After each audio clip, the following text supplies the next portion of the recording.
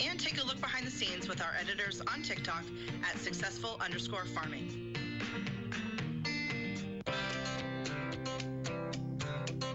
When we talk about planting for pollinators, we often think about native wildflowers, but trees are just as important. Nationwide, the top trees for pollinators are oak, cherry, plum, willow, birch, poplar, cottonwood, crabapple, maple, alder, and hickory. Debbie Flegel is the program manager for Trees Forever in Illinois. She says the oak tree is king. Oak supports caterpillars of 534 different species of butterflies and moths. So oaks are the quintessential wildlife plant. I just read an article recently that oak forests support nearly as many different species as tropical rainforests. Basswood and linden trees, also known as bee trees, have fragrant blossoms. Basswood honey is one of the most prized types of honey. Willow trees support some of the showiest butterflies and moths. Flegel says flowering shrubs, such as the wild plum, provide a nectar and pollen party for bees, flies, and beetles. Flegel says we've all seen monarch butterflies on a bright sunny day, but have you ever wondered where they go when it rains? We don't think about things like that. Pollinators have to have shelter, whether it's the bark of a hickory tree or it could be a brush pile that you leave at the edge of your garden or the edge of your yard, edge of your farm, where you have gathered up all the sticks, you just leave it in a brush pile. They need shelter, place to get in out of the elements, as well as a place to hide from predators. Pollinators need food from early spring through late fall. Native trees can provide early sources of pollen when few other plants are flowering. You'll find more information on the best trees for pollinators at livingthecountrylife.com. I'll see you in the country. Living the Country Life. Ideas and inspiration for your place in the country. You can find more information on today's topic, share your tips, and post photos by visiting us online at livingthecountrylife.com. Today's Daily Encouragement by William the Encourager, sponsored by Ted Russell Nissan, home of the lifetime warranty on Kingston Pike. Good morning, my brothers and sisters. This is William the Encourager saying, praise ye the Lord. You know the drill. Let's pray. Father God, we thank you today. We thank you, Lord, for your many kind and rich blessings. We thank you, Lord, for waking us up this morning clothed and in our right mind. We thank you, Lord God, for an attitude of gratitude. We thank you for your love, your mercy. We thank you, Lord God, for all things great and small. Now we pray for our family, our friends, neighbors. Lord, we pray for those that don't know you. We pray, Lord God, for this nation. Lord, forgive us our sins and help us to be the servants you've called us to be. It is in Jesus' precious name that we pray. Amen and amen. Today, I want to start out talking about leadership. We want to talk about discouragement and the power of God. We're going to talk about this paradigm shift coming from discouragement to depending upon the power of the Lord. You know, in Joshua 1, chapter 1, verse 8 and 9 says, this book of the law shall not depart from your mouth, but you shall inherit, you shall meditate in it day and night, that you may observe to do according to all that is written in it. For then you will make your way prosperous. For then you will have good success. Have I not commanded you? Be strong and of good courage. Do not be afraid, nor be dismayed. For the Lord your God is with you wherever you go. Oh, my brothers and sisters, this is what God told Joshua, not to be afraid. And you know, some of us are stepping into leadership opportunities this year. So let's dive off into that and we're going to be talking about that all week long. So listen, here's a quick commentary about Joshua and discouragement. Joshua 1 opens with a heavy moment. Moses, the great leader of Israel, has died. Joshua, who for years walked behind a giant, suddenly becomes a man in charge of leading millions into the promised land. Discouragement lurked at his door. He faced uncertainties, fear, pressure, responsibility, the threat of enemies, and the weight of the future. In the middle of Joshua's overwhelming moment, God speaks directly, powerfully, and repeatedly. God told Joshua, be strong. Be strong. There's a story about a farmer who almost quit. A farmer lost his crops 3 years in a row. Discouraged, he told God he wanted to quit. While walking the field, he saw a small seedling growing through a rock. God spoke through that plant. If this seed can push through stone, you can push through this season. The next year, he reaped the largest harvest of his life. See, that's what happens when we push through. When we push through and depend upon God, God does great and mighty things. You know, there's an analogy about the broken ladder. A broken ladder can't carry you higher. Discouragement works the same way. It refuses to support you, but God replaces the damaged ladder with his strength, allowing you to rise above it all. So, my brothers and sisters, be encouraged today. Be encouraged and know that God is there. There's a way out of your mess, and it's JESUS. Where can you buy a brand new Nissan with a lifetime warranty? Kingston Pike. Hey, folks, you're listening with Ted Russell Nissan. You heard it right. Every new Ted Russell Nissan comes with a lifetime warranty, and that's a long, long time. Ted Russell Nissan on Kingston Pike. Good morning and welcome to AM 1380 WYSH and Ask Your Neighbor. Ask Your Neighbor can also be heard and seen on our website, WYSHradio.com. And if you are in Anderson, Rome, or Morgan County and have Comcast cable, you can watch Ask Your Neighbor on BBB TV Channel 12. Ask Your Neighbor is the program where you call in and do just that.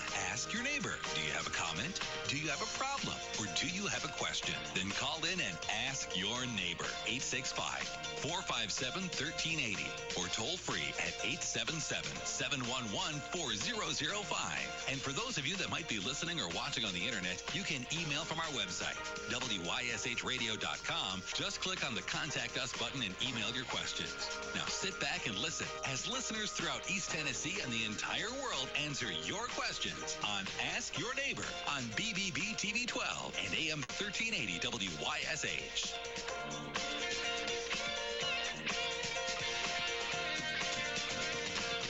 Good morning, everybody. Here we are, the third Monday of the month. One of my favorite days because it's Queener's Corner. My buddy David Queener in the studio with us. What's up, DQ? What's up? It's cold. I know that. When I walked out this morning, I said, what in the world am I doing? Yeah. What has Ron Meredith got me into? We just had, well, out, I've had to dig coats out, hood shirts out, turtlenecks out. It's still not enough. I'm with you. Me. And it's supposed to be colder in the morning. Single digits tomorrow morning. I'm thinking, whoa, holy cow. Tracy's got a leak in her right front tire, I reckon. And when it's cold now, the last few days, it's leaking. It leaks out quick. I got to get that fixed. Man, sitting out there last night, 10:30 at night, trying to screw on that little thing on that knob, the valve. Yeah. I felt like my fingers were going to fall off. Well, if the wind wouldn't blow right now, it wasn't too bad. I agree. You know, we have to play Mike Witcher here just a little bit. We need to get back to 40s and 50s. I'll let him know. Tell Mike we need to get the tent back up and get it going. But man, it's hard to believe it's 2026. 2026. Hard to believe we're pushing the last end of January, about to head into February. Quick. Yeah. When I was talking on Trading Time just a minute ago, I was talking about my boat, and I said, well, if I wait till about a month from now, end of February, it'll be almost spring. You know, we're moving through. It's cold, but Jiminy Christmas, we're flying through this month. Getting right in the middle of political season here. That's just what I was going to walk into. It's rolling right along. Won't be long. We'll be having a primary. Yeah. Doesn't look like it's going to be much for primary. Looks like right now only two offices are not challenge. I mean, I know there's time for somebody to jump in. I'm not suggesting somebody's going to jump in, but looks like the mayor's race and the sheriff's race is the only one that's going to have any. Yeah, and probably the winner of those primaries most likely will win the general. So. Yeah, I don't think there'll be, from what I'm hearing, I've not heard a Democrat candidate. They're stupid if they run anyway. It'd be hard to win. Say it like it is. I know Lieutenant Captain Bailey dropped out of the sheriff's race. Mm-hmm. That's the city of Clinton's win. People in Clinton don't realize that, how valuable he is. I hated to see him put his name in there anyway, but it's a win for the city of Clinton for him to get out of it. We always say we wish or we think everybody ought to run once, and get in there and do it. But at the same time, you hate to give up somebody that's working well for you. Bailey is somebody that knows everybody. Yeah, he does. Okay? So if I want to know something about whatever's going on where it's going on, or if I want to know something about, a criminal, mm-hmm. I call Bailey. Yeah. Still today. Sure. Because he knows everybody. He's plugged into the city. He's plugged in. He's plugged into it. He's been doing it long enough now that he's a wealth of knowledge, and he does a good job with what he's doing. And he's a good guy, and there's no doubt in my mind that if he'd got elected sheriff, he would have made a good one. Sure. But but we're lucky to keep him in the city. We're lucky to keep him right here where he's at, and I'm glad he's staying. But if you look at it, that would have been two city guys, because Barker started in the city too. Yeah, I remember. And came up. So I'm glad to see Bailey staying. I think he's I didn't make the decision for him, but I'm glad he's staying at the city because I didn't want him to run. Well, what I thought too is after a lot of the I'm trying to say this as polite as I can, but after all the tumultuous situation that was there when Vaughn was there, our morale went down. You know what I mean? And I'm not throwing off on anybody. I'm just telling you the truth. And now we've got it changed. Chief Campbell's in there. I thought things just moving in the right direction. It's the wrong time to exit when things start to go good. It is. But like I said, it looks like right now you're only going to have two offices that's going to be contested. Mm-hmm. That means it won't be much of a primary, but have a couple. Notice a lot of signs all at once going up. I mean, got a lot of just for the mayor's race. I saw that. There's mayor signs everywhere from both candidates. I was going to say Mayor Frank must have got she must have got hers out this weekend, because I was coming back from church in Oak Ridge. Yeah, and I saw about the last 10 days they've been out. Right after the first year they got out. Gotcha. And Josh's has been out for a while, just to be honest with you. Yep, he got out. He's been out for Thanksgiving or so. Yeah, he's been out for a while out in the county mm-hmm. part of it. So let's get it on. Let's get it on. Let's get it on. Perspective. What man win? Sheriff, young man Jennings is running, and it seems. And as I told you earlier, I don't know. I do not know him. And it seems his is just again axe to grind is that he was removed from his position. He was fired at the sheriff's department for going to a political event on the clock in uniform, and then. Do you know the young man Davis or the gentleman Davis? David Davis. Yeah, David. Do you know David? I know him. Okay. I do know him. All right. So he just retired. And put the name back in. He just retired from the sheriff's department. I don't know how many years he'd been. God, he'd been there forever. Okay. Been there forever and a day. He's no. Do we know? I never worked with him. I mean, I've been on scenes that he's been there. Yeah. So I do know who he is. So I mean, to say that I've worked with him, I've not worked with him, but I have worked with him, if you know what I mean. I know. Yeah. He's at his whole time was at the sheriff's department. Mine was at the city, but he's got a lot of experience. I mean, as far as the sheriff's department goes, but Russell. I think when you sit down and look at it, you got to look at the total thing here, whole what picture. Russell's done. Russell's done a lot. I know. And he's still He's still working at it. From what I hear, gather, he's trying to get better pay for the deputies. Yeah. And listen, that's a hard thing to do, because I can remember a guy telling me this. I don't know if I'm going to say his name or not. You tell me what he said, and I'll tell you who it was. I bet. Well, it's out of Roane County. Oh, okay. Well, then you know who it is. I know exactly who it is already. He said, "This, what we've done for the sheriff's department, I'm not against it, but it's going to bankrupt us." He said, because this is never going to be a never-ending thing. He said, we raise theirs up, and somebody else raises theirs up. Mm-hmm.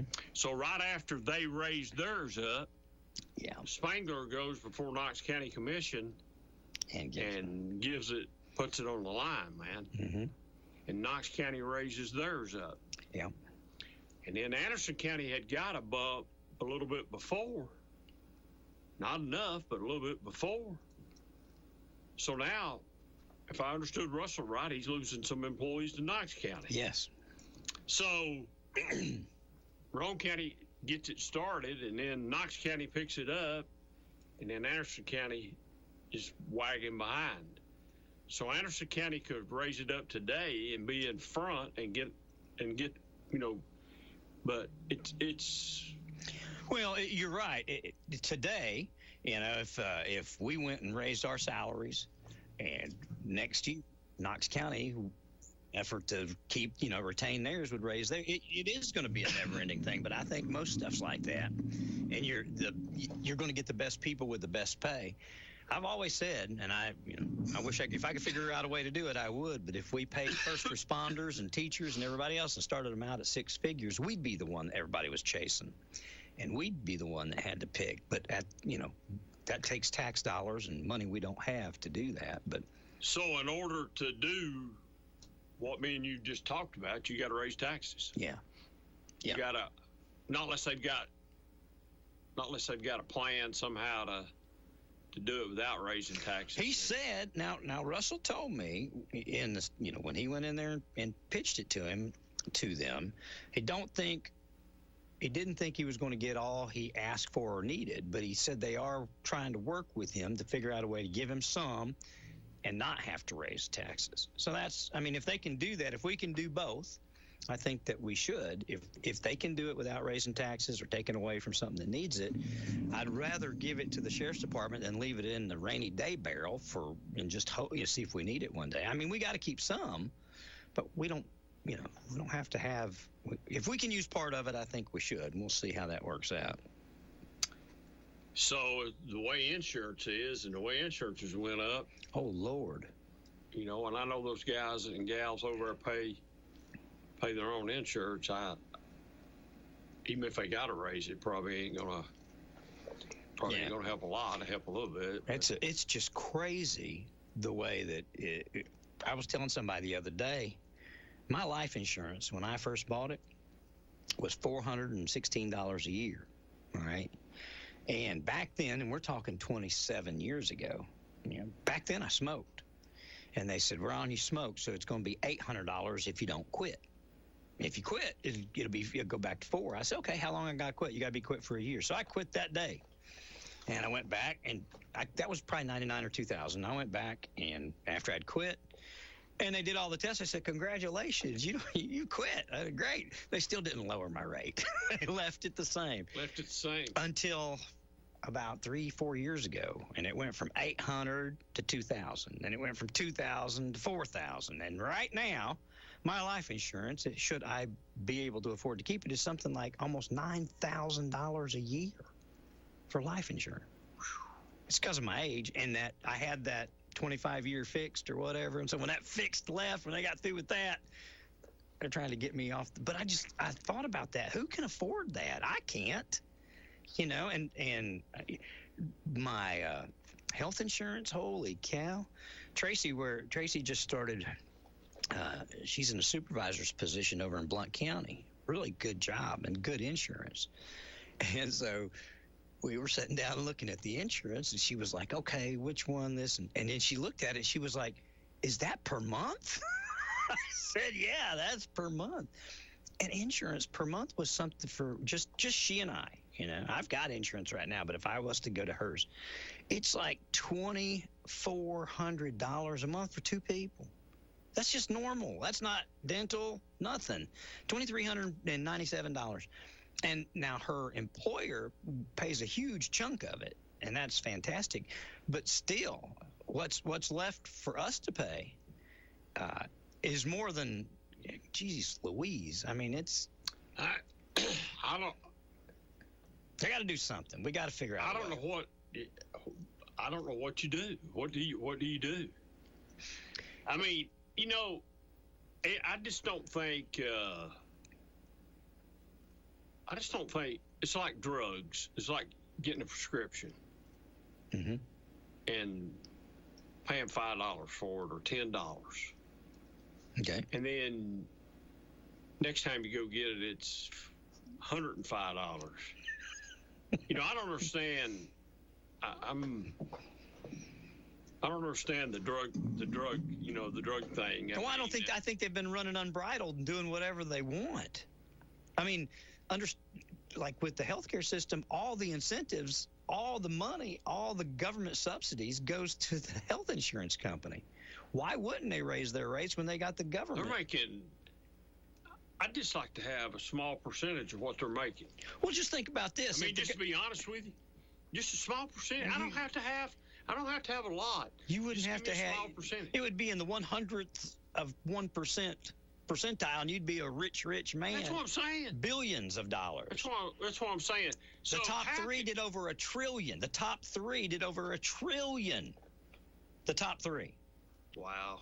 Yeah, that's some money, dude. That's some jack right there. Well, and that's why I think that if they're going to do subsidies, it'd be like me saying, hey, I tell you what, David, I'm going to pay 75% of the advertising you want to buy. And you say, okay, how much is it? And I say, well, if you just walk up and give me cash, it'd be $500. But if we're going to run it through insurance, I'm going to charge $10,000, you know? Because the government's going to pay 75, or I'm going to pay 75% of it. And so they jack up that price because they're getting that guaranteed check from the government, whereas me and you might not be able to pay it, you know, if you walk in. So and you know, it's a no-win situation with when you have to fight them.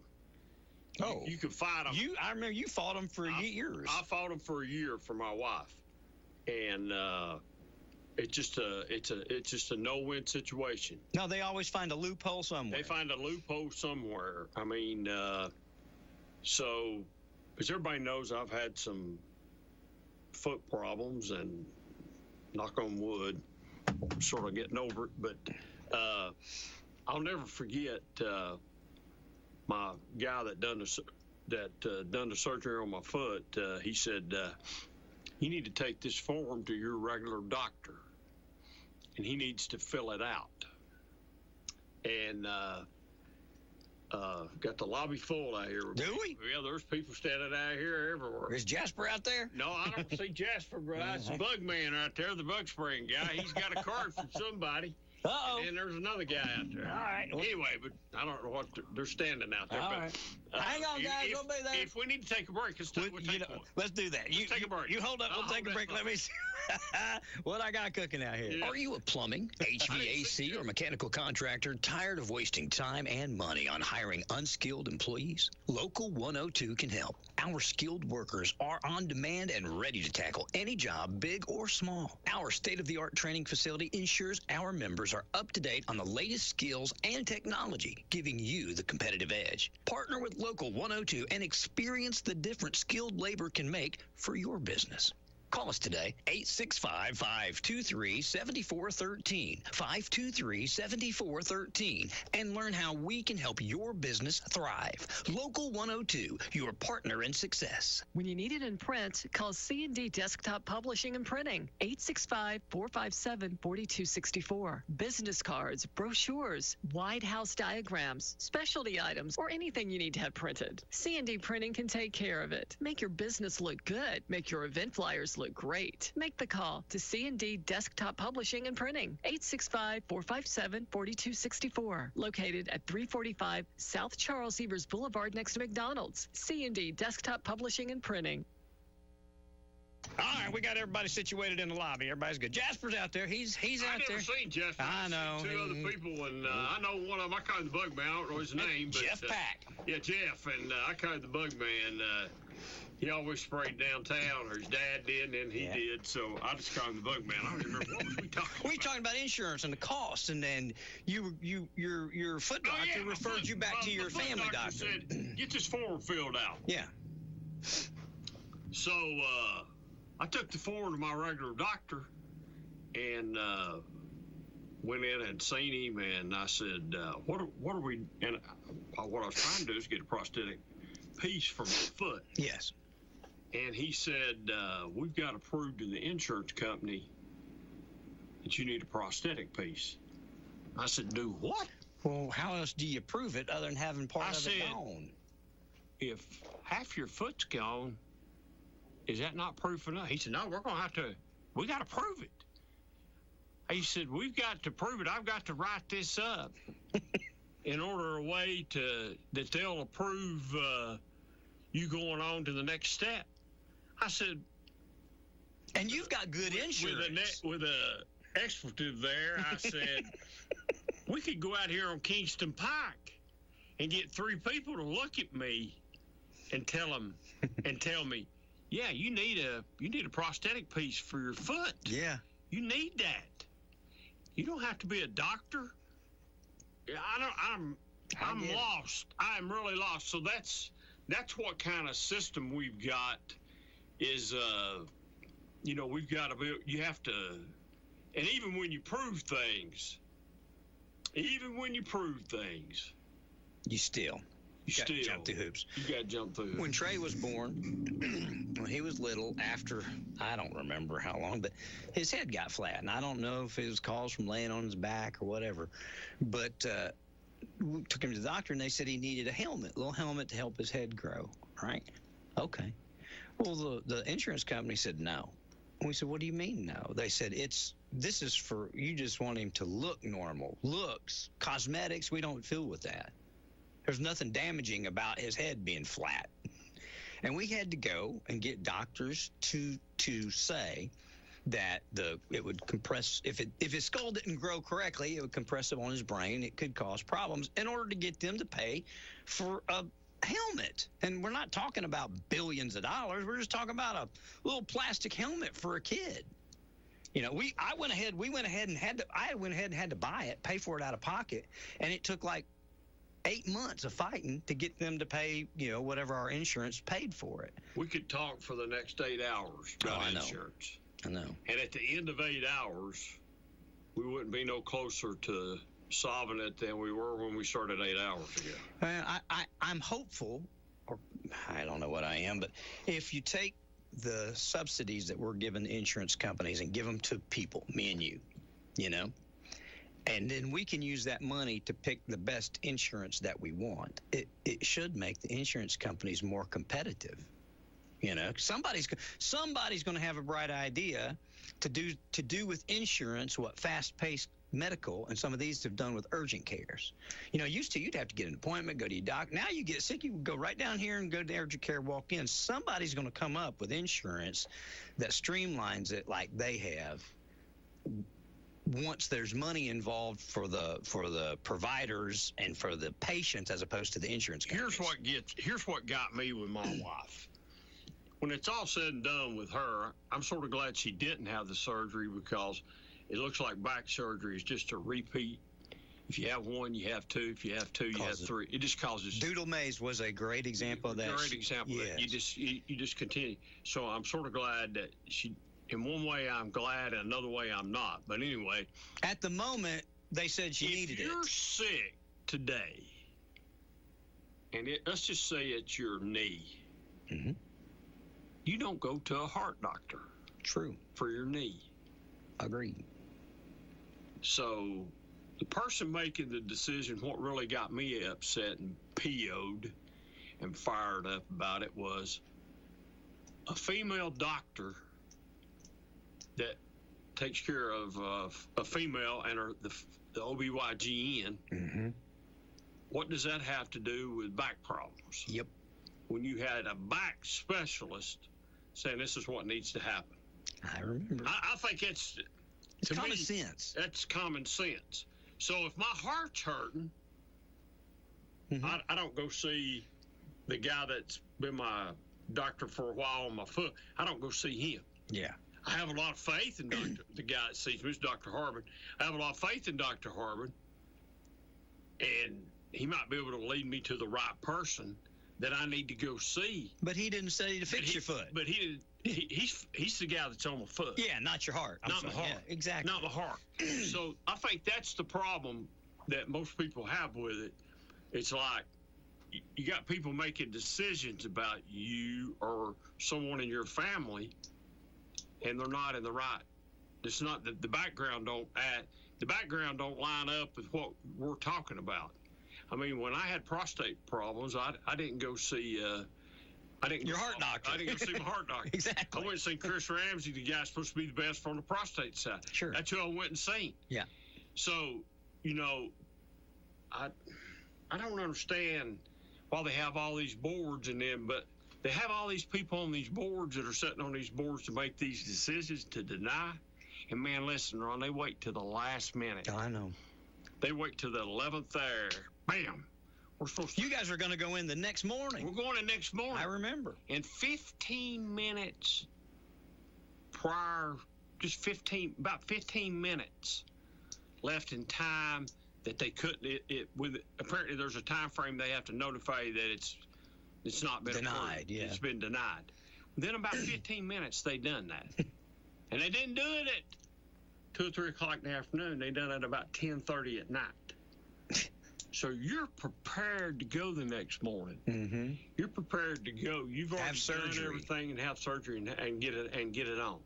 So that's just the problem I got with it. Well, whether it's the Republicans or Democrats who are in power right now, it's the Republicans, so it's their baby, and they need to fix it, and they could fix it. They could, the president's run like a bull through a china shop through a number of things, and a lot of things we like, some things we don't, whatever.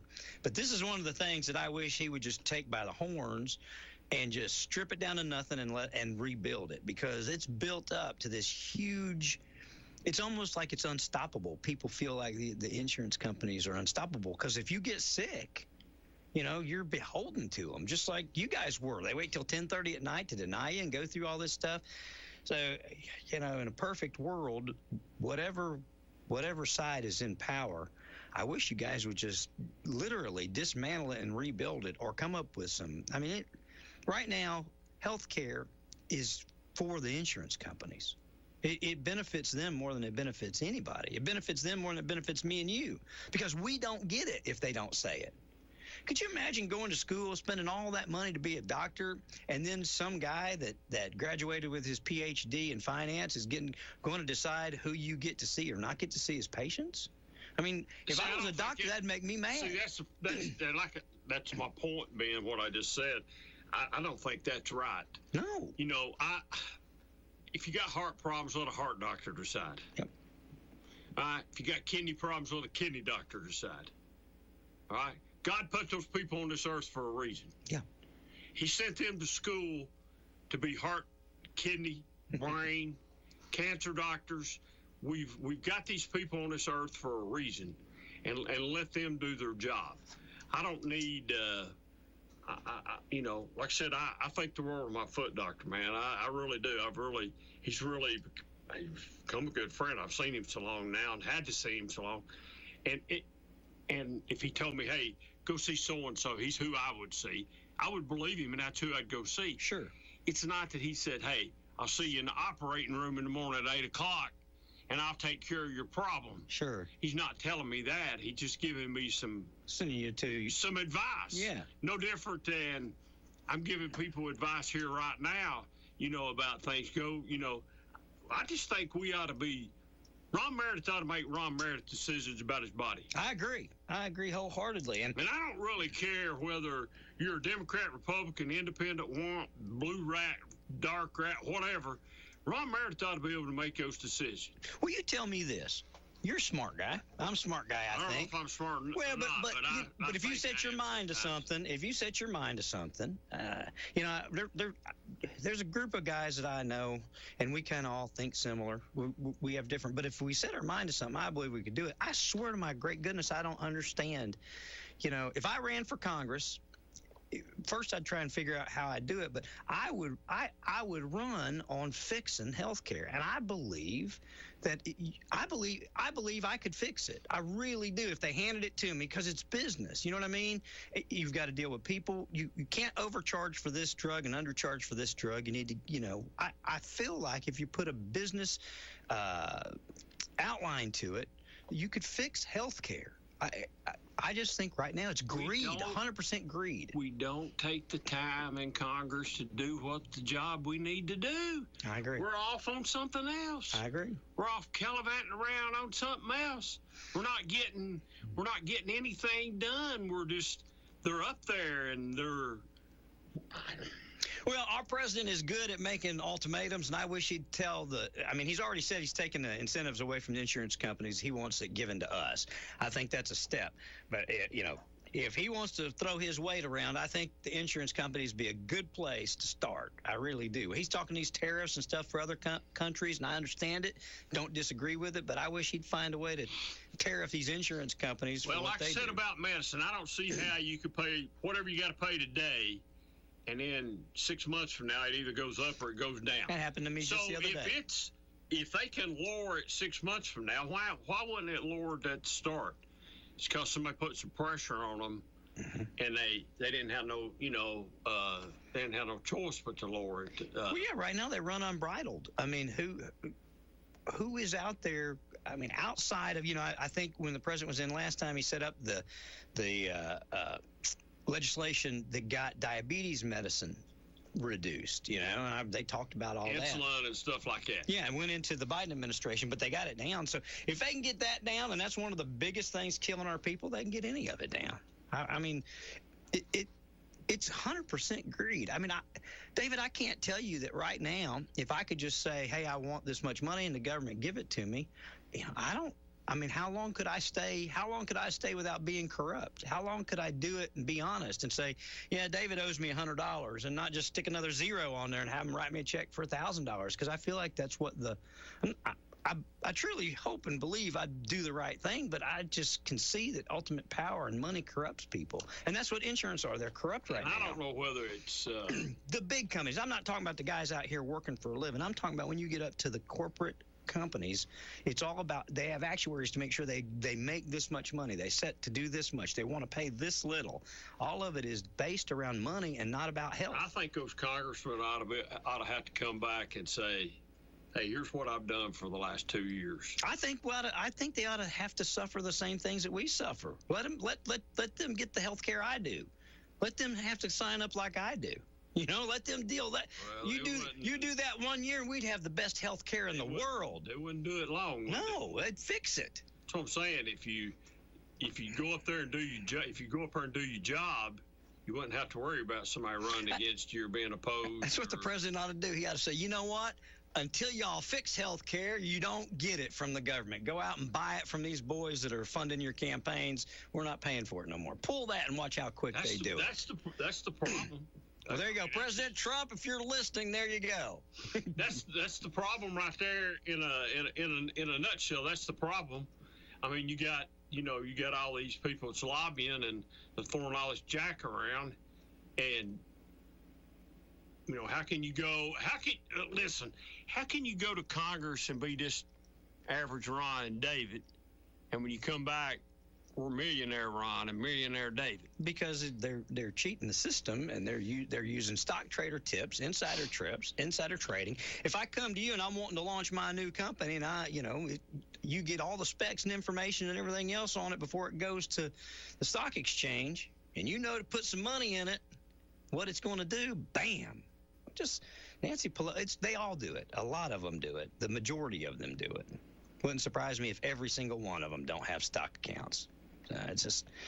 It's not right. So instead of doing what they're actually supposed to be doing, they're just benefiting their back billfold. I mean, well, you've got Nancy Pelosi went in there after coming out of California, went in there, and now she's worth $170 million. The young lady from Minneapolis, I can't remember, whatever her name is, went in with nothing. And is worth $30 million in 2 years. For the love of Pete, give me that job. 6 months and I'm done. I don't need $30 million. So you asked, what have you done? Well, the only thing she's done is benefit herself. Yeah, most of them do. Go up, and you hear them say, we want to go to Washington and do the people's work. Well, I think a lot of them go with that intention. I think that good people go, but I promise you, I've seen it. I've watched it with my own eyes. When you get immersed in it, first of all, I think people forget home after a little while. They get in that Washington bubble, and home ain't as important unless they're here when they're up there. That's the first thing. Second thing, I believe power, absolute power like that, corrupts over time, and it's almost everybody. I think there are very few people that can withstand that kind of opportunity. The money that's being the lobbyist money that's legally thrown at them is outrageous. How do you run a campaign that costs $500,000 to be a congressman, but you've got $40 million in a war chest? You know what I mean? How? If I said to you, David, right now, you're going to get $40 million tomorrow, I just need you to help me get this bill passed. Long and hard to think. I'm all on board working for it. You don't even know what the bill is. I don't know what the bill is, but I'm working on a bill here. And I think it takes good people, and over time it corrupts them. I mean, one man that that went up there that I don't think did was Zach Wamp, but he changed. He didn't get. I'm not going to say. I'm not criticizing at all.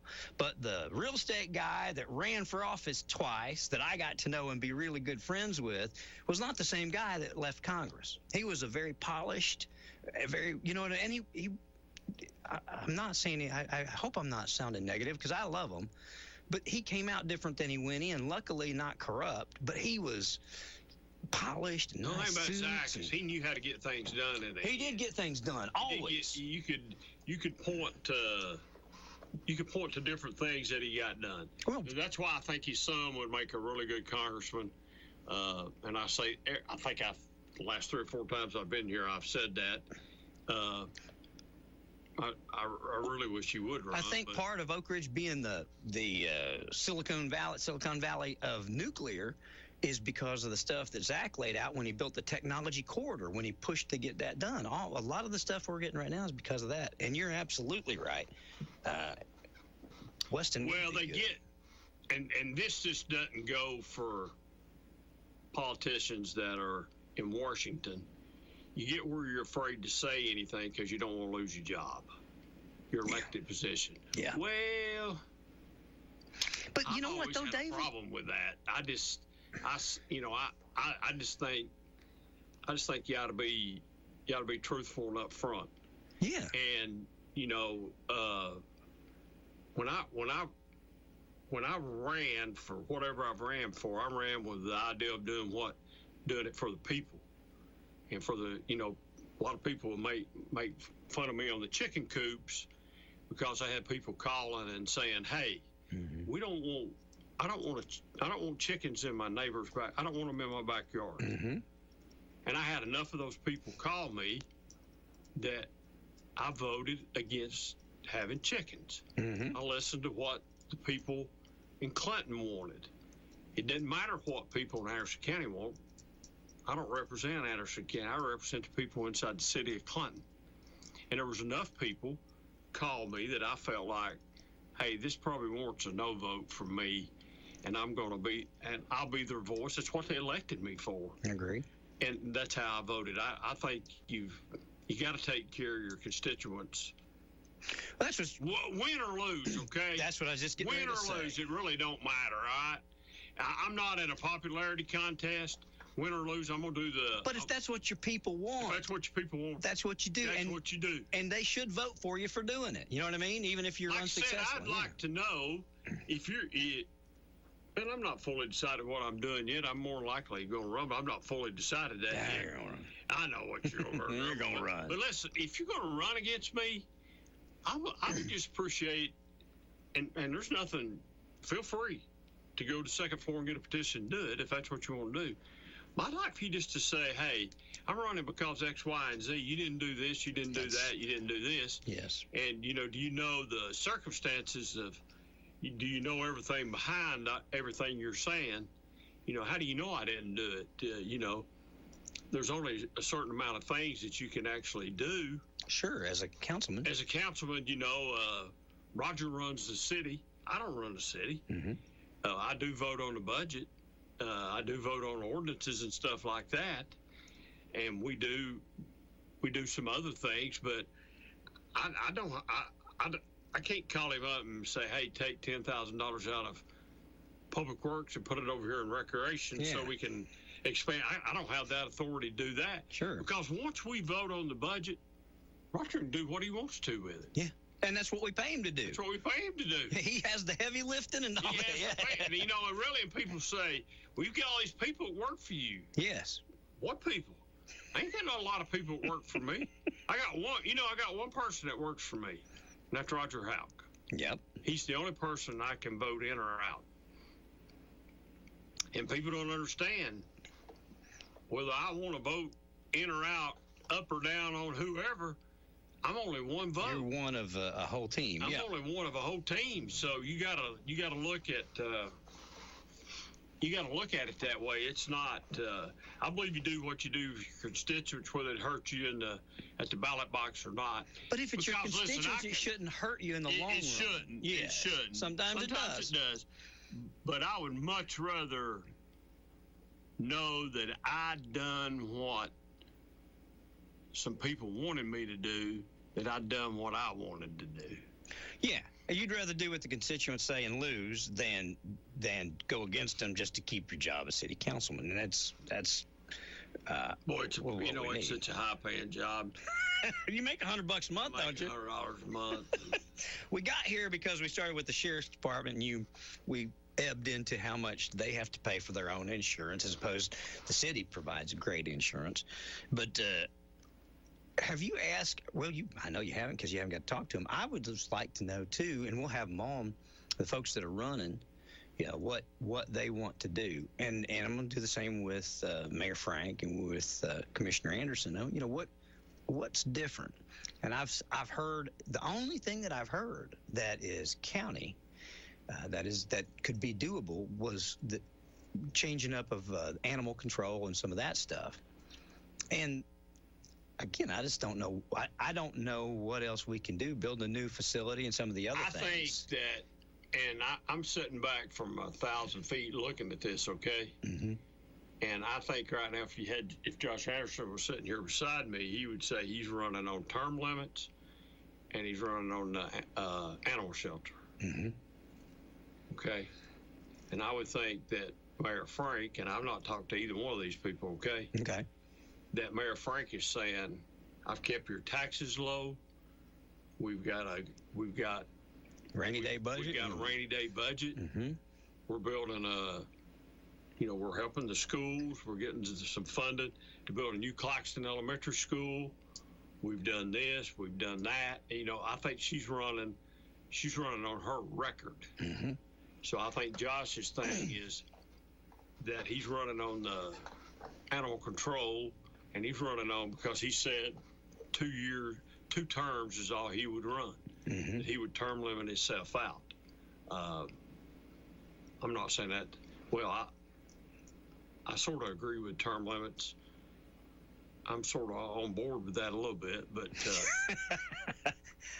I'm on. I don't think that'll be lifetime jobs. I understand. I don't think that'll be lifetime jobs. Well, it's going to be here locally. It's going to be interesting because, like it or not, I mean, we're blessed and things are pretty good in Anderson County. Things are pretty good overall in the county. Things are pretty good, I think, politically, financially. So we're pretty good. Once again, I've not talked to anybody. Okay. So I don't know nothing about. I'm only just looking at this from, like I said, 1,000 feet. Mm-hmm. If I'm the mayor, I say, hey, we've acquired property. we've got a loan, and we're going through the process to build a new animal shelter. Yes. And, you know, I think what people have to understand is government don't work at the speed of light. Government don't work at the speed of private, of just how me and you work. You know what I mean?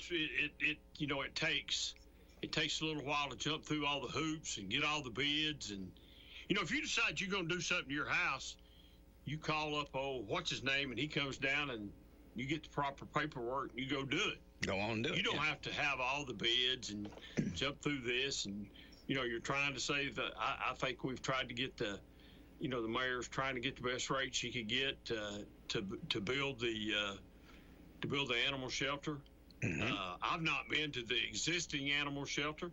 I understand it's very small, and we probably do need something big. And I'm an animal lover like everybody else. Mm-hmm. And, you know, the wheels are just not moving fast enough, and that's what the problem is. I think people, maybe it's taking a little while longer than people wanted.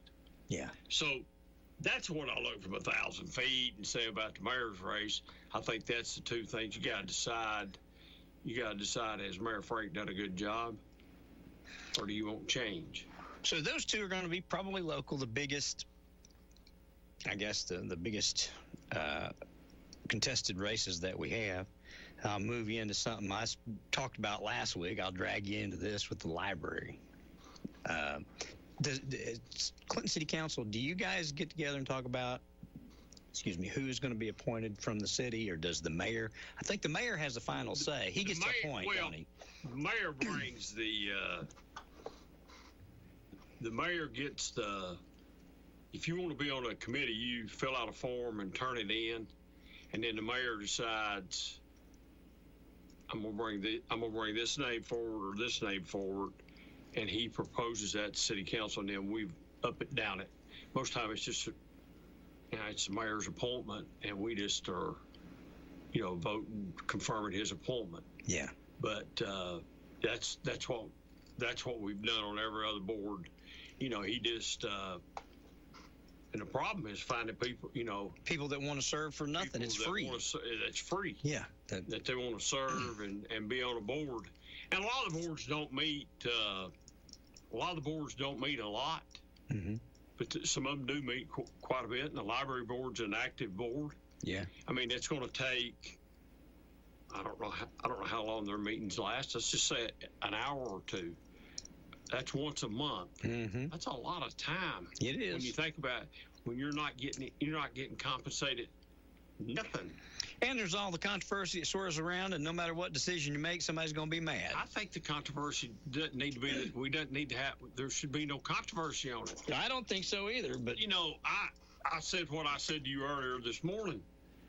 Pull the stuff off the shelf, put it in a room, lock it up. And if you want to go in, show them your ID. They ought to be able to look and tell that you're over 18. Still yet, let them ID. Sure. And you go in. And then it's your decision. Mm-hmm. Okay? It's not county commissions. And I love Shane Vaughn and Tim Isbell to death. Mm-hmm. It's not their decision. Sure. It's your decisions whether you want your sons to be able to read whatever book that's behind these locked doors and see the pictures or see whatever. It's your decision. As dad. Yep. It's dad. It's not my decision because I don't like it. Mm-hmm. Now, I can voice my opinion that I don't like it, but as far as I'm concerned, you as dad, I don't care what you think. I'm raising my kids how I want to raise them, mm-hmm. and I'll be the one day I'll have to answer for how I raised them. Absolutely. If that's how you... That's exactly how I feel. If that's how you feel with all the beliefs behind it. Now, I'm not throwing off... But that serves everybody. Nobody gets hurt with that. Nobody gets hurt with that. Yeah. You're not taking it away. You're not burning books. It's really simple to me. Now, do we have to find that room or maybe spend a little money?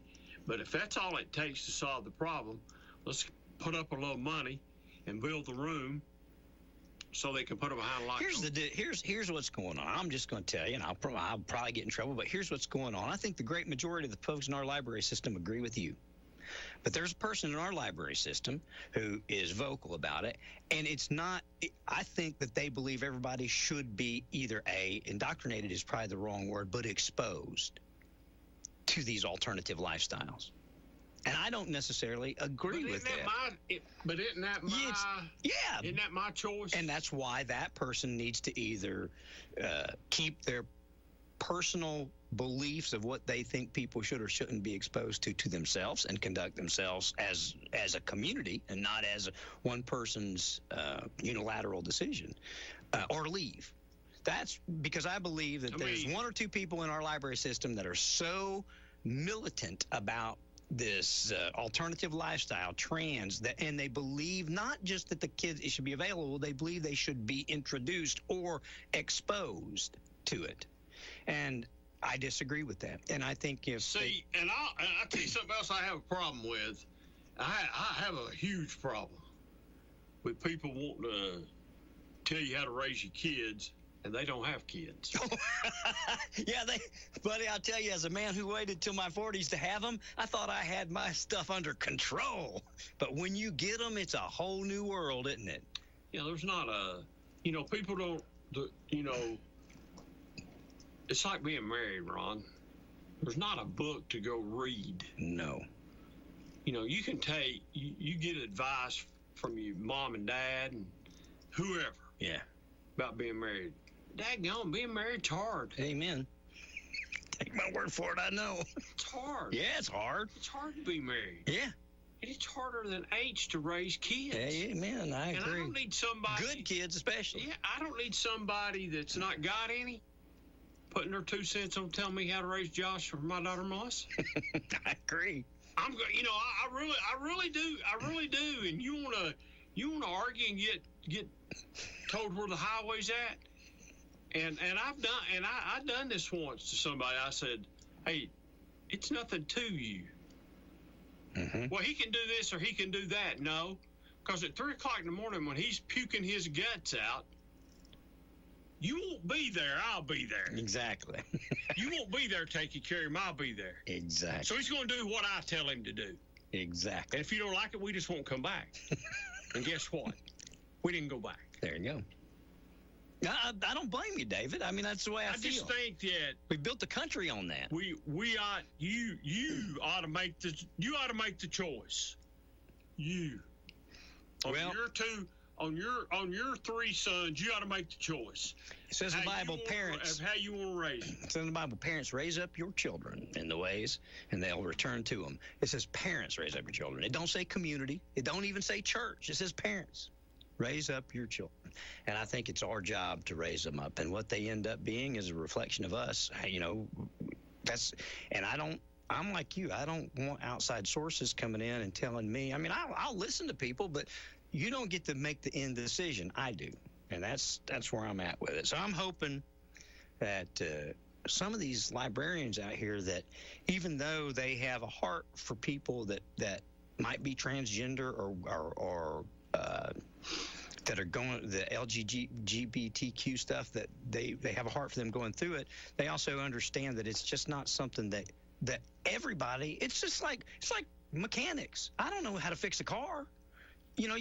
Why would they want to push stuff on me to learn how to fix a car when I don't have any desire? They don't need to expose me to it.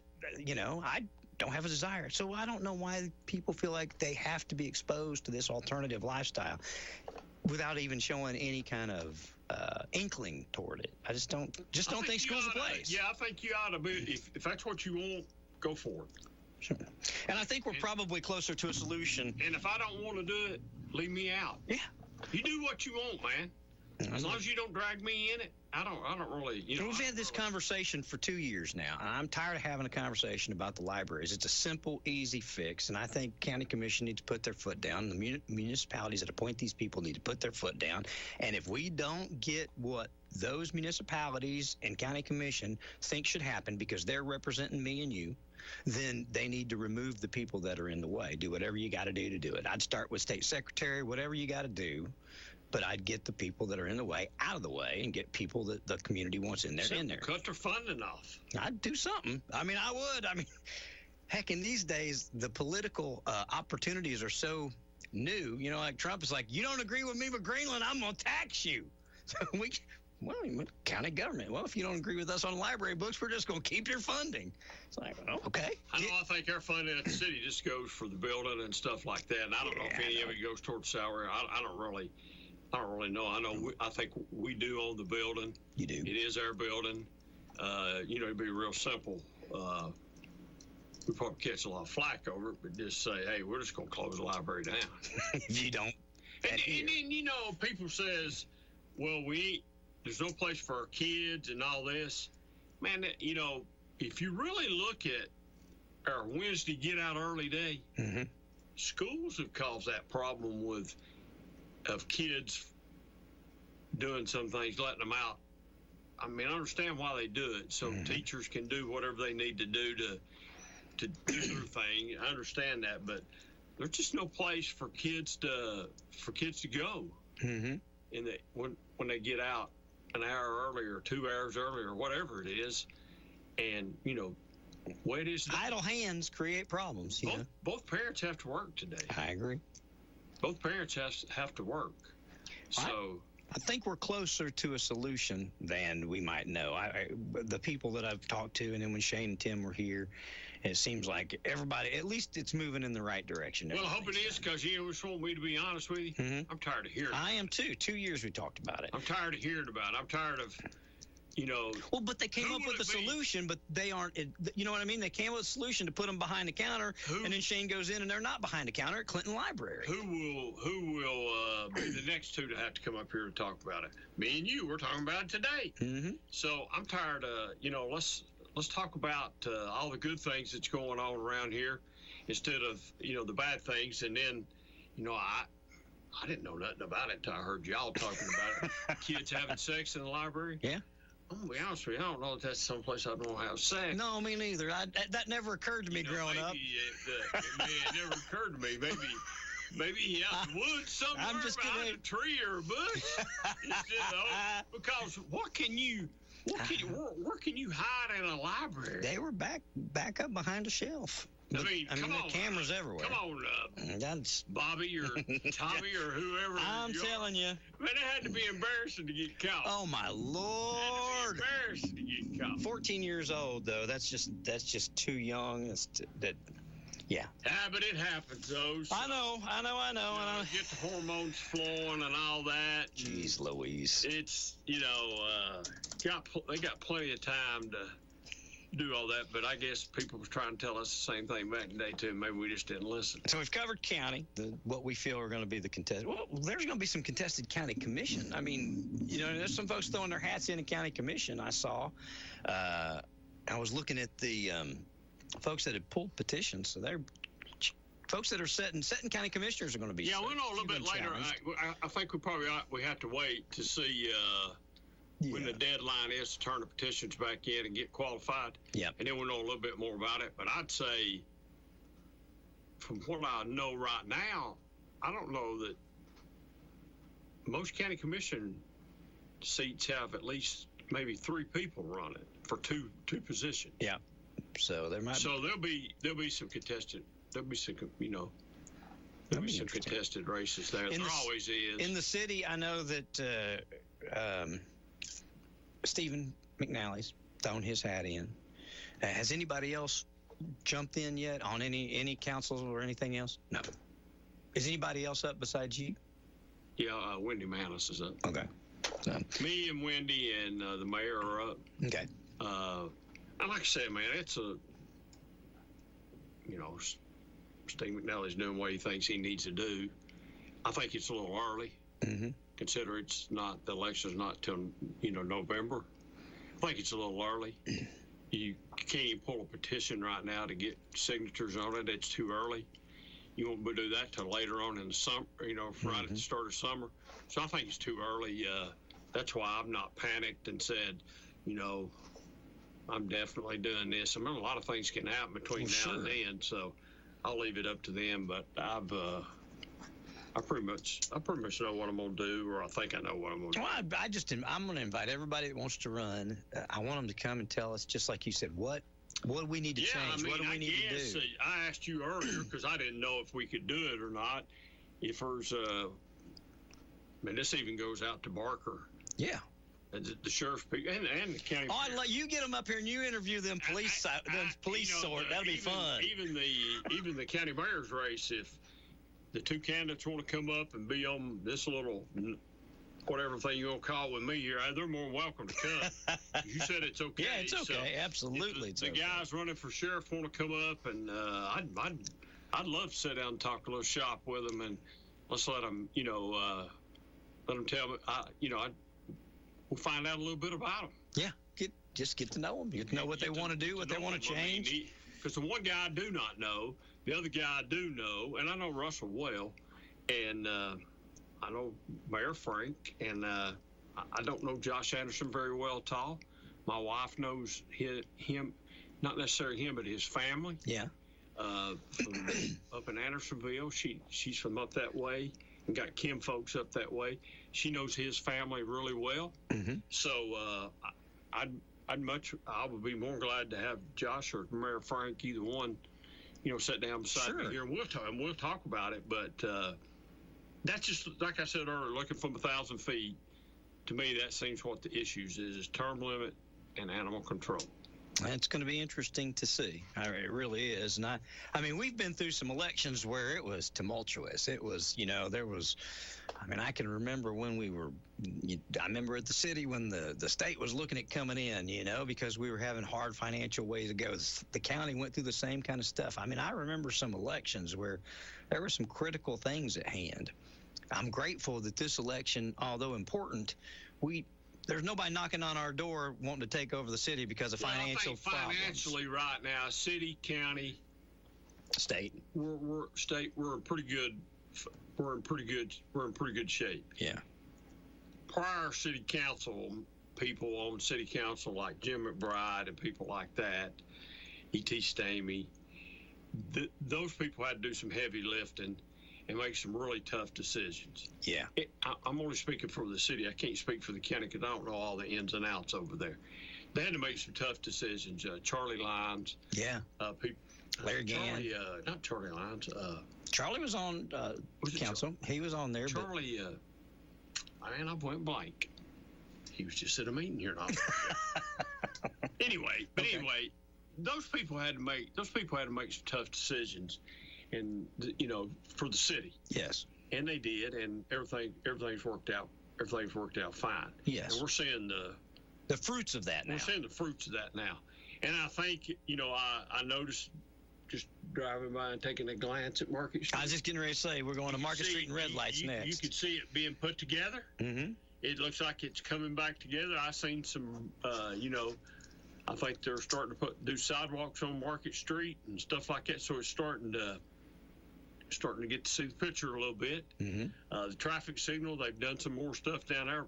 We're just waiting on still waiting on parts. And I'm gonna call it the cabinet, okay? Okay. Because that's how it's been explained. The cabinet that has all the working parts in it. That's what we're waiting on. And that's supply chain. Ain't got anything to do with that supply chain issues. Okay. Postponement. It takes that, and could it come today? Yeah, but I don't think it's going to. But everything, we got poles laying on the side of the road down there. We're ready to put arms up. We're ready to do it to it, and we'll have a traffic signal that we've tried to get for 30 years. Was I dreaming, or did you tell me that the original date was around March anyway? Or did you? I can't remember. I think it was a shoot date. Just the thought maybe we could get that cabinet in by March. It might be April or May before that actually does. We got our fingers crossed. What about Market Street? What's the I don't know what shot date? I don't know what the exactly shot date is on that. I'll have to ask and have an exact time frame. I don't know if we're behind. I don't think we're behind anywhere. That's why it looks like they're going. That's why they've worked around sometimes around the clock and on weekends. On the week, they just worked whenever, and because it is a state, got some state funding in it. When the state of Tennessee says, "Hey, you can't work because it's a holiday or whatever," you have to shut down. Oh, wow. You don't have no choice. It's just like, when they say on roadways there ain't going to be no orange barrels out. Yeah.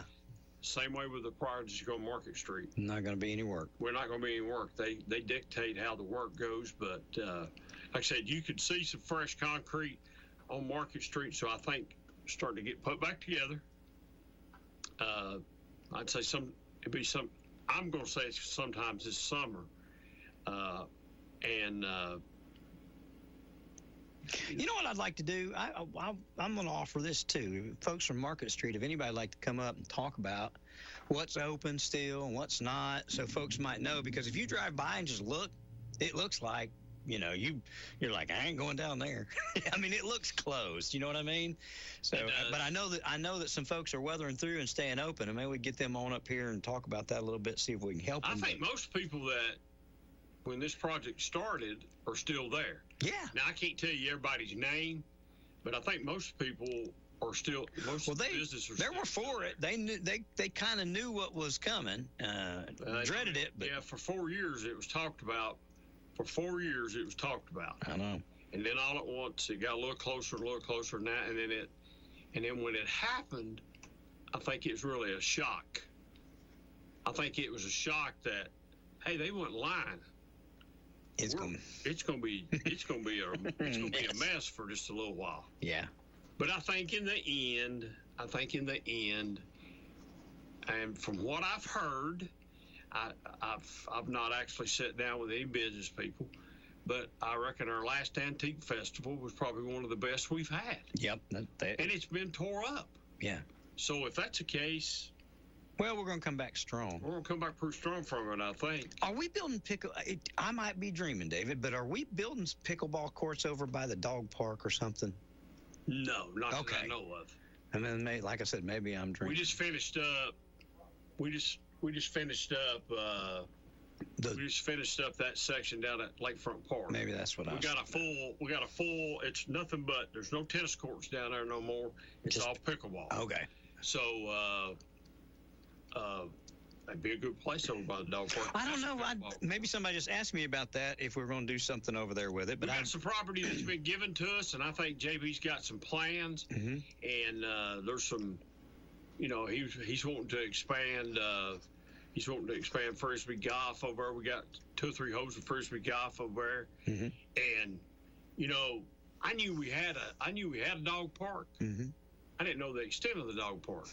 How nice it was. How nice of a dog park we got, until a guy that lives in Knoxville actually confronted me about our dog park. Mm-hmm.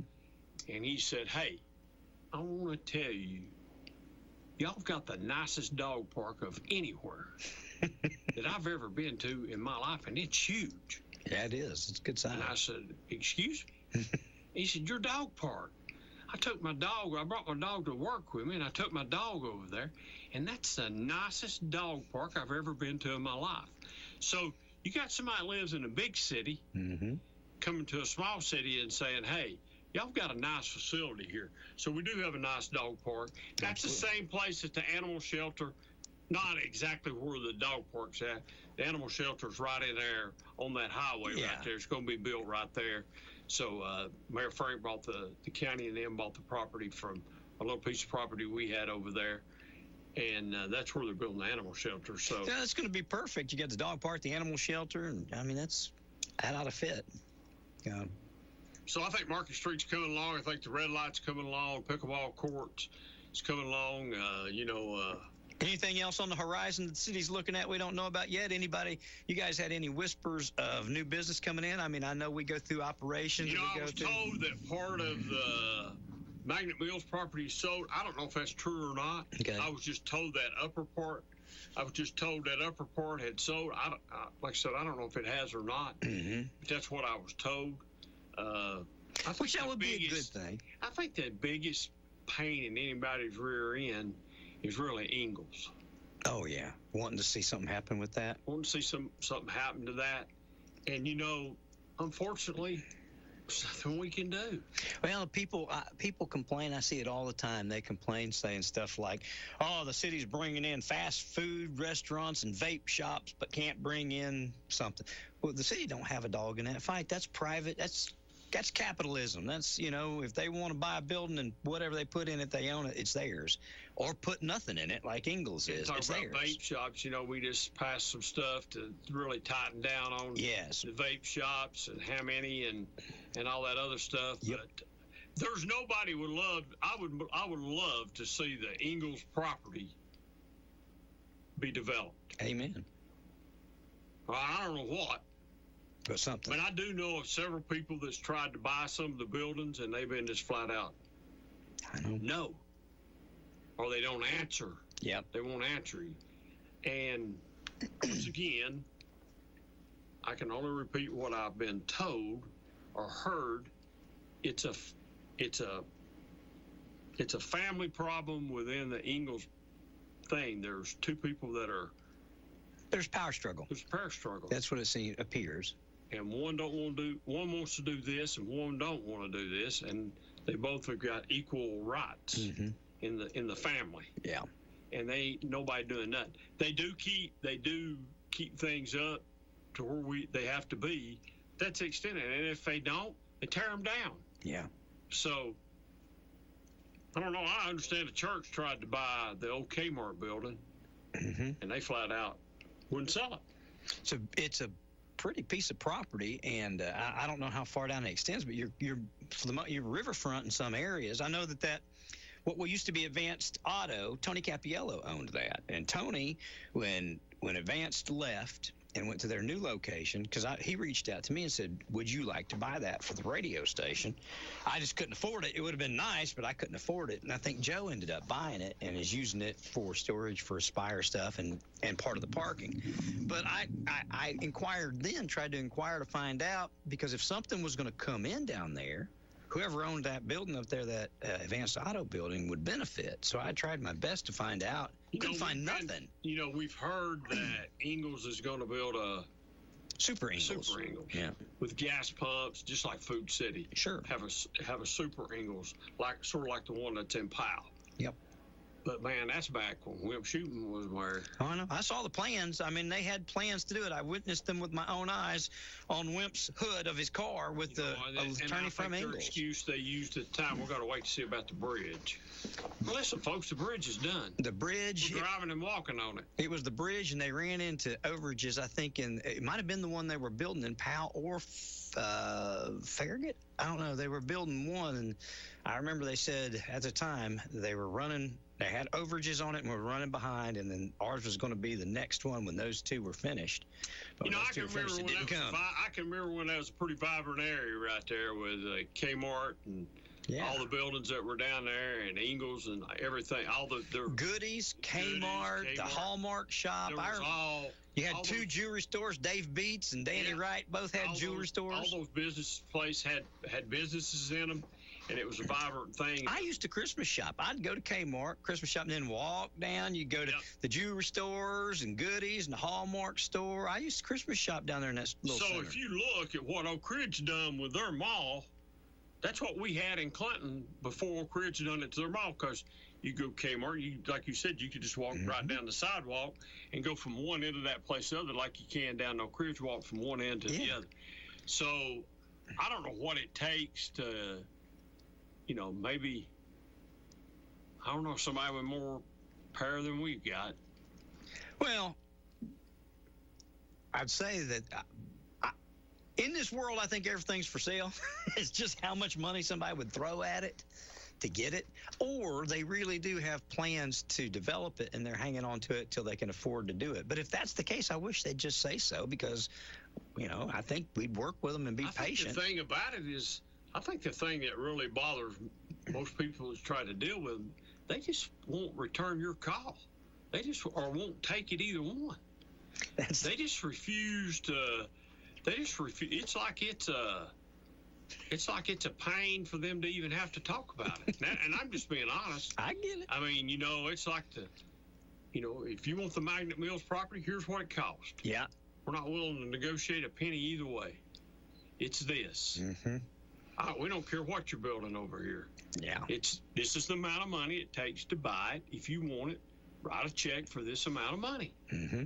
Whether you think it's worth it or not, this is what we think it's worth. And Write the check. And you can't do nothing about that. That's the owner. We took them to court, and we made them clean it up. And if you look at it now, it's mowed and it's pretty well taken care of. And they're within, as far as I know, they're within their limits of doing what they're supposed to do. Yeah. And that's all we can do. It's just a vacant piece of property that's up for sale. Like if you go on up the boulevard, right there where the chamber built, right by the chamber, there's another vacant piece of property. If you go on up the boulevard, there's another vacant piece. All those are vacant pieces of property. If you go up to Ray Varner Ford, there's vacant property up there that's for sale. Yeah. So it's no different than what it is here in town. It don't matter whether you like it or not. You don't own it. Exactly. And people feel like you can do something. If you want to buy it, get your checkbook out and write ever how many, whatever, and zeros that goes with it, and go negotiate it. And no, ain't no negotiate, just buy it for whatever the asking price is, and then you do what you want to with it. That's the only thing I got to say. Well, people, I think they misunderstand and think that the city council, county commission, mayors have more say-so in the businesses that open. And you guys kind of do, in so much, just like you just did. You regulated vape shops. So we're not going to get any more. We're going to actually lose some when they close. They won't. And you can do that. So we made some of our ordinances to affect some of the businesses in South Clinton. Gotcha. That if it sells, changes hands, you got to bring it up to date. Yeah. You can't just keep letting it be what it is. Gotcha. You got to bring it up to date. There won't be no more Dollar General stores built in Clinton that look like the Dollar General store right across from my house. They'll be a little bit more fancier looking, and people can say, well, that's how Dollar General stores are. No, go to Maryville and look at one. It's got a brick front. Yep. That's right, coming into Clinton. So we were a little, Yeah. So now we're doing different things to do different, try to make people in South Clinton, I'm not saying they're doing something wrong, but no, but bring it up to code. Bring it up to stuff where it looks decent. Yeah. But I told this to somebody, and I might have told this to you. You can come into Clinton and look at whatever you want to coming into Clinton from South Clinton. All right? It's used car lots, it's this, it's that. There's not much room to park out there. That's not our fault. There's a state road that goes through. That's the state of Tennessee's problem. Sure. It's not city of Clinton's problem. I agree. But anyway, go to Knoxville on Clinton Highway. When you run Clinton Highway, you look at the same type businesses. Yeah. Used car lots, whatever. Restaurants. Stuff like that. You look at that, it's the same thing. So I guess that's just how cities... The economy drives it. It's how private cities capital. were built back in the day, That's just how they were built. And, everything shifted from this part of town to the interstate when we took the interstate. I remember. And that's where everything's at. That's where the greatest majority of new growth is going to happen. Now, there's not a lot of property left at the interstate. No. There is some property up there. There's some. I understand they want a fortune for it. They'll probably get it sooner or later. And sooner or later, there'll be somebody come through that'll write that check and put them zeros behind it, and they'll hand it to you, and you'll do the deal. And there's some things I'm really shocked that we don't have I thought we'd have one by now. I thought we'd either have a Home Depot or a Lowe's up there. Me too. By now. Me With too. some things that went on, some people that invested in the property. We're talking about up behind where Glen Alpine School used to be there. I thought we'd have one or the other. Me too. And I still think we might. I know definitely there's been both of which have nosed around, you know what I mean? And I know Lowe's was very interested at one time. In fact, Lowe's said it's not if, it's when. But that's been a long time ago, That's been 15 years ago. So when could be now and be all right. I know there's some property up there for Chick-fil-A if they'll just build it. Setting ready to go. Setting ready to go, baby. Setting ready to go. Yeah, people think that you guys control that, and the municipalities, the county, our elected officials don't control that. It's all private. They just set up the ordinances that private businesses have to operate under, and that's the best you can do. That's all. They can come up here these people can come up here and tell you what they want to. We'll do this with Ingalls, and we'll do this with the old Magnet Mill site. Well, go for it. Yeah. Okay? Because you'll find out like everybody else has found out. Ain't much you can do. Well, it just any citizen of Clinton has the exact same authority to do that property as you do as a city councilman, which is none. You don't. Absolutely zero. You can, they can get as much done as anybody can. I'm like you. It's a really good piece of property. It's a really good opportunity for somebody. And right now, that somebody is Ingalls. I don't know why they're not taking advantage of it.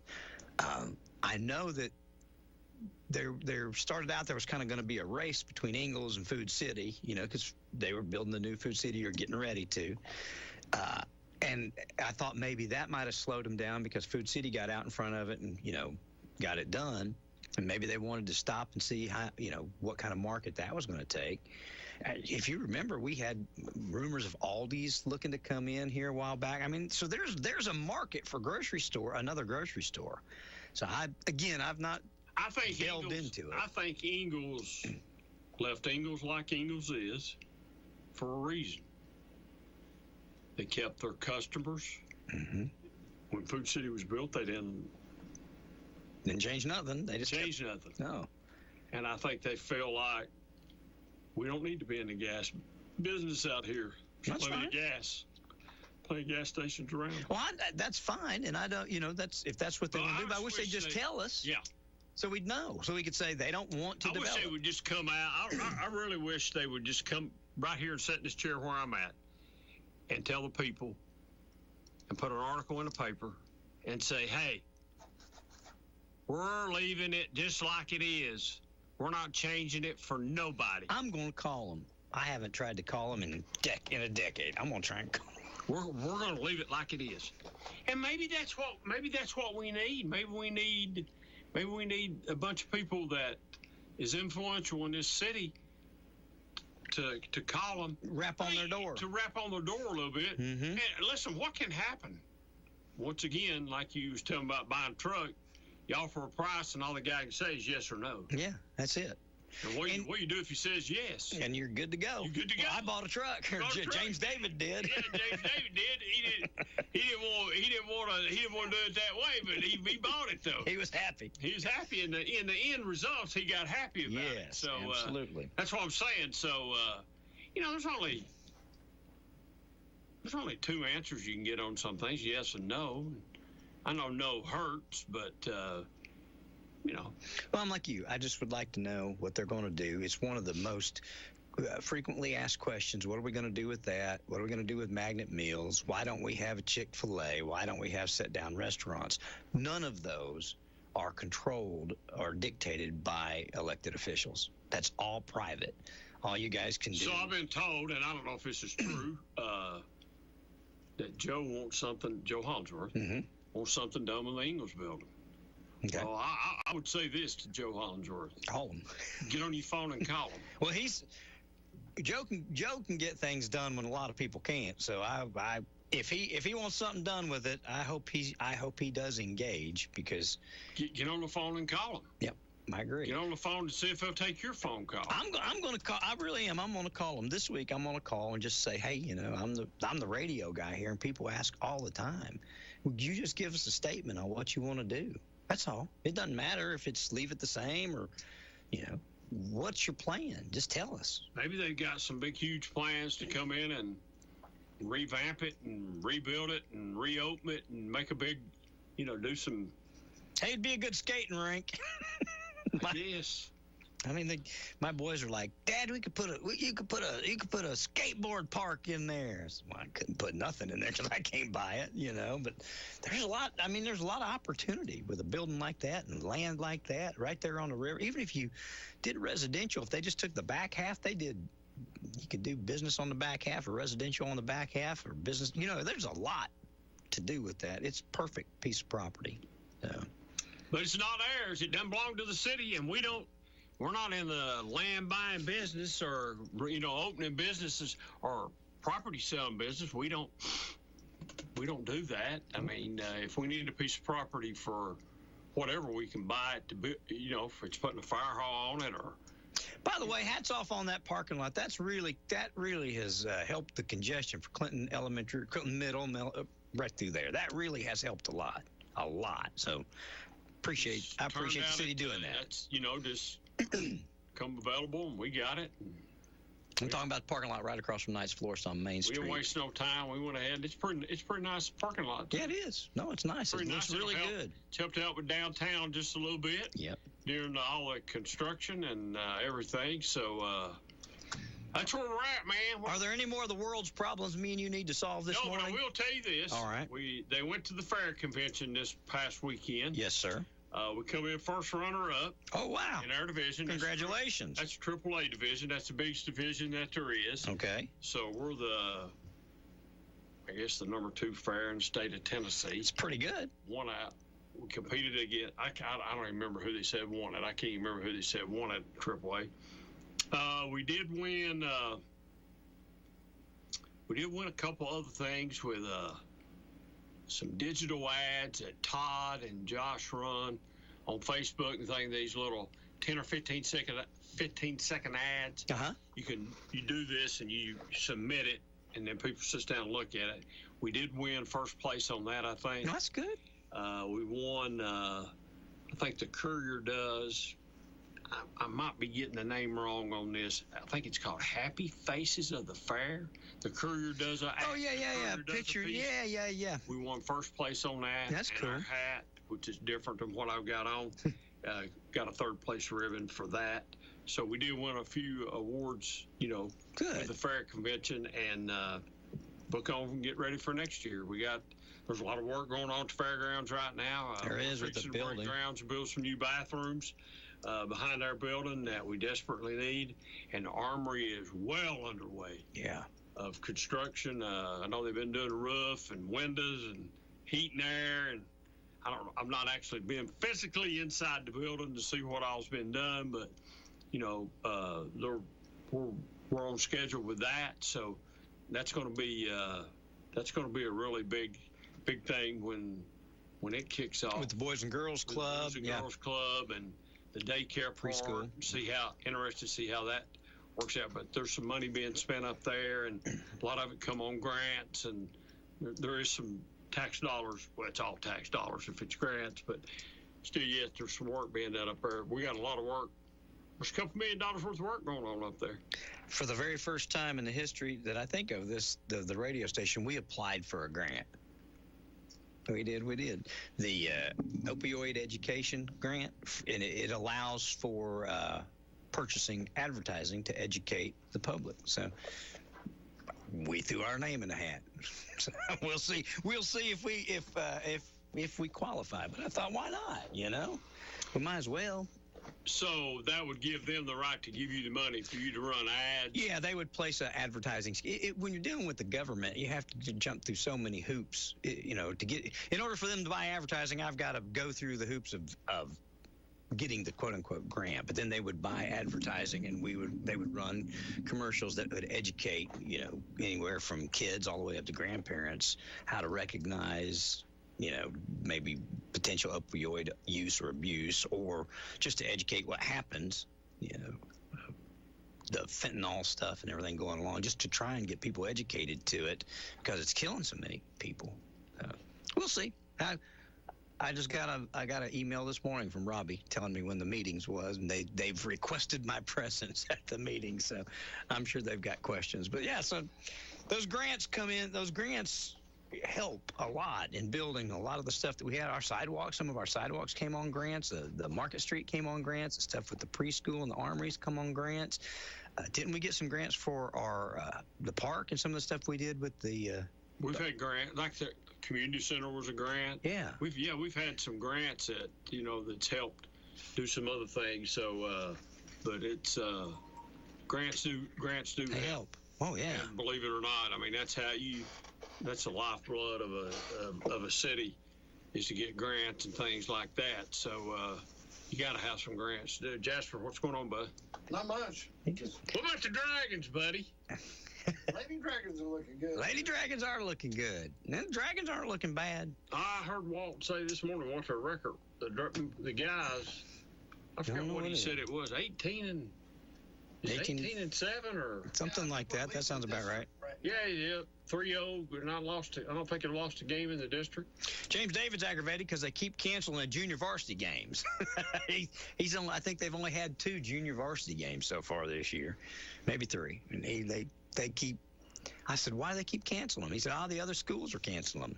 I guess they just don't. And then the Lady Dragons, they're having a really good year. Yeah. Having a really good year this year. Absolutely. How much is Indiana going to win by? Man, I don't know. I'm worried about that. I don't. You think Miami's going to give them a run? Yeah, I do. Okay. There's a lot of pressure they've carried this whole year. Yeah. It's tough to go undefeated, man. It is. Completely all the way. I mean, what would that be, 16 games? 16-0. Remember, we did it at 14-0, wasn't it? Or was it 13? The first time we'd ever played that many games in 98 when we won. Can't imagine 16-0. That's. I hope Miami gives them a good run so that it's a good game. I'd like for it to be a good ball game. Me too. But I think Indiana probably wins, but I don't think it'll be I'll be shocked if it's a blowout. I don't think that's going to. No, I don't think it's going to be a blowout, but I'll be shocked if it's a blowout. I think it's. Miami's played too good a ball. Okay, now, guys, let's ask the burning question 4 times. All right. Before I get out of here, Tennessee's not really signed any quarterbacks out of the portal. I think they're waiting to see what's going on with Joey Aguilar. I think doesn't his court date come up this week? I think it does. I think they may. I'm just guessing, but I think that could be. I mean, I don't know. Maybe you would think they'd probably try to get somebody out of the portal in case. So I was listening to a sports show yesterday, and they was talking about a player on Tennessee's team that had declared for the NFL draft. Carter, I believe he was a linebacker. Boo? No. Arian Carter. Yeah, okay. That's Sorry. right. Yes. Anyway, right. he had put his name in to go to the NFL draft. Apparently, he got some information back he didn't like. He decided to come back, but he's going to put his name in the portal. And they had been negotiating, trying to keep him. But apparently, his asking price to stay at Tennessee is more than they wanted to invest. Because apparently, it must have been way up there. Must have been. I don't know if we got the contributors. I was just talking. Mike Kelly was in here the other day, and he was telling me about a young man from down at Oak Ridge just playing ball, going to play ball over there. They gave him $1 million to come play baseball. Baseball. So if we got that for baseball, we ought to be able to muster up some for football. I got a feeling. It's going to go broke. I have a feeling if they wanted him bad enough or didn't have somebody to replace him, they'd have coughed up some more money. So there's something going on there. Everybody's trying to get the quarterback from Duke, and they say the asking price is $4 million. Jeez Louise. Jeez. I'll do it for $1 million. It's going to be interesting. They say Tennessee had the number 3 recruiting class this year with the stuff that was going on in the portal. And we've not got any wide receivers out of the portal. We've got more people. We've got more people out of the portal this year than we have in a while. I think we've got 16 total. Mm-hmm. That's more than we've had in the past. Yeah. But I don't know. It's just. I was just sitting here looking. Joey Aguilar and 25 other former junior JUCO players are part of the federal lawsuit seeking additional football eligibility beyond that of what the NCAA currently allows. Next major step is a preliminary injunction hearing scheduled for February 10th, federal court in Nashville. Let's ask this question between us 3 guys. Mm-hmm. We all like football, but when is enough? Money? Well, no, on eligibility. Oh. If you've got 4 years, I mean, we're rolling back now. If you played 2 years at a junior college, you can get an extra year. Or if you've done this, you can get it. So you got 5 years, the way it's supposed to be today, in order to get 4 in. Well, you can redshirt freshman, too, and get another year, yeah. Or if you get injured, so you've got a year. So we're really, I don't know. 5-6 years now. How much is enough? I'm almost fed up with it. Yeah, I don't, I think they petition too because of COVID. Wasn't that part of it too? A COVID year. Yeah. So everybody got an extra year for COVID. Everybody got an extra year for COVID. So I don't know. It's going to be interesting to see what happens in this lawsuit. A lot of folks are hoping that Aguilera can stay, Joey, that he can stay. Well, I'm just being honest with you, okay? And you two guys can disagree if you want to. I wasn't too impressed with him myself. Well, I didn't think he set the, I didn't think he set the woods on fire. I didn't turn the TV on just to watch him play quarterback. I think his strength was that he came in and within 2 weeks was able to run the system. Everybody was, felt like that we were going to be, so the wheels come off. Let's say he does come back. He needs to be better. Are we going to be any better? Or are we just going to get the same? Are we going to get the same? We got the inconsistencies that he showed us. Yeah. I think you already know what you're going to get with him. Yep. And you're going to get the inconsistencies. Well, I'll just tell you, I'm okay with him if he comes back. I like him. I like the way that he gelled with the team, ran the team. Is he the best quarterback in NCAA? Nope. Not by a long shot, but I felt like he fit us. I know that's kind of weird. We do have some young kids over there. Yep. That are. I think we've got a couple of quarterbacks. We've got an incoming freshman that's supposed to be pretty good, and we got the guy that's there now. I can't think of his name. Is it McIntyre? McIntyre. Yeah, he's supposed to be he's a 4 or 5 star. So. Man, he's a big, tall guy, too. He's about 6'6". He didn't go in the portal, did he? No, I don't think so. I think he's right now, we've only got 2 quarterbacks, him and the incoming freshman. And they say the freshman is really good. That's what I was just trying to say. I mean, you can win with a freshman. We've done it before. We've won with freshmen before. George McIntyre, redshirt freshman, is part of the 2025 quarterback room.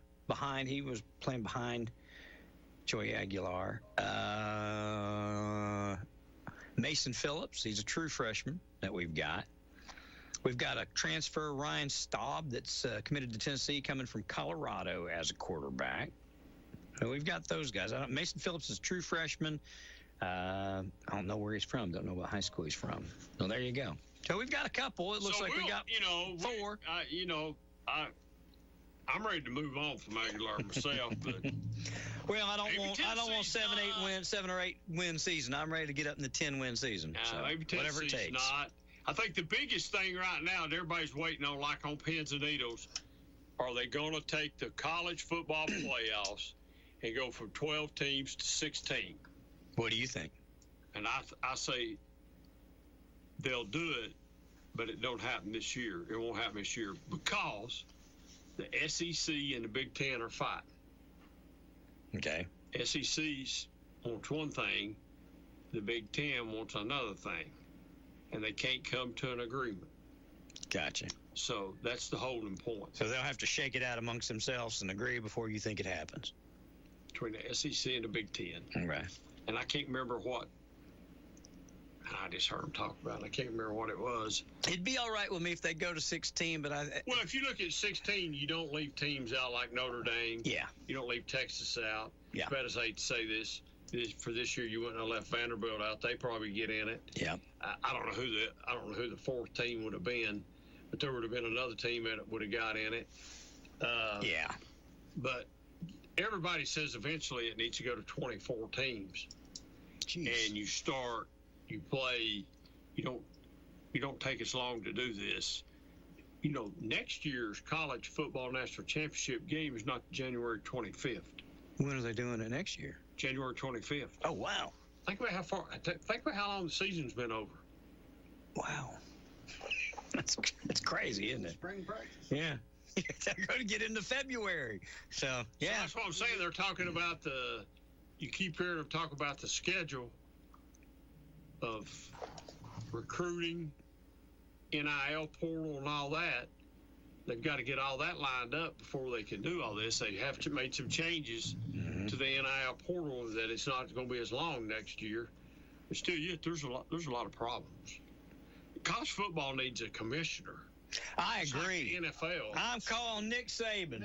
Yeah, I'm serious. There's a lot of people politicking for him to get it. He don't want it, I don't think. I don't think he wants it. I don't think he does. I watched him talk, and he said that, they were talking about him ever getting back into it, and they were talking about that. And he said the reason he stopped when he stopped is that it consumes him. It is everything. You know what I mean? He lives it, eats it, breathes it, drinks it. It's everything. And when they have a bad season, that wears on him. When he can't accomplish what he sets out to accomplish, and he just come to a place in time that he felt like he had done all he could do for Alabama and for college football. If he'd done his hardest, worked his best. I don't know even if they offered it unless it was a whole big bunch. He said, I kind of like my new career talking on the TV. I don't know that I want to get back into this. I don't know. I don't either, because it's a mess. It's a mess. And I don't know who else I think across the college football world, everybody would agree. Like him or hate him, Nick Saban was a tremendous coach and knows college football probably better than anybody. So I don't know who else would be second behind this. He was, and we need a commissioner bad in it, just for college sports. Yeah. I mean, you talk about a job. Woo. Be a big job. Be a big job. Sure would be. Hey, I appreciate you having me up today, and as always, getting to talk and jabber a little bit. How about those Tennessee Vols losing a 17-point lead there Saturday? Jeez Louise. My friend from Kentucky called me 3 times Saturday. I didn't answer the phone. Because I knew what was coming. Discouraging. It was, but they blew that lead. Barnes just don't have the horsepower. We just don't have the ponies. Yeah. For some reason, we don't. Well, it kind of reminded me of the Tennessee-Georgia game. You had everything in line to win, and you just didn't come through. It kind of sounds like it. I didn't watch it, but I heard about it right when it was over. I watched it. I witnessed it all, and it was not a pretty sight. Yeah.